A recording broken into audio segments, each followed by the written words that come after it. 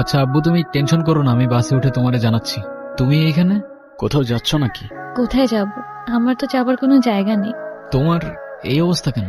সবকিছু ঠিকঠাক আছে তো? আমার কিছুই ঠিক নাই নীরব।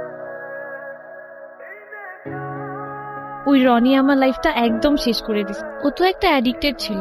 ও আমাকে ফিজিক্যালি মেন্টালি সবভাবে টর্চার করতো। তুমি কাউকে কিছু বলো নাই কেন? বলার সুযোগই পাইনি। ও তো আমাকে একটা ভুয়া কেসে ফাঁসাই দিছিল। ওর জন্য আমি আমার লাইফ, আমার ফ্যামিলি সবকিছু হারাইছি। ও তো একটা ক্যারেক্টারলেস, একটা চিটার ছিল। বাদ দাও, যা হবার তো হয়েই গেছে না। ভালো থাকার চেষ্টা করো, জীবন অনেক সুন্দর। আমি তোমাকে ছাড়া কখনোই ভালো থাকতে পারবো না, এটা তখন আমি বুঝিনি। একটা ভুল মানুষকে অন্ধের মতো বিশ্বাস করছিলাম। কাউকে এত অন্ধের মতো বিশ্বাস করেও এভাবে চিট করে। দুনিয়াটা কি আজব, তাই না? বিশ্বস্ততার এই দামটা কেইবার বোঝে।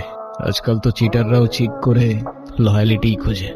এই নাও চকলেট। এই তোমার এই চকলেট কিনতে এতক্ষণ লাগে? আর মামা কই? আরে খুঁজেই তো পাচ্ছিলাম না। আর মামা তো বাসায় চলে গেছে। উনি কি? আরে হঠাৎ করেই ওর সাথে দেখা। তোমারে বলছিলাম না, ওই যে মাইশার কথা। ও ভালোই তো আছো মনে হচ্ছে। ভালো থাকবে না কেন?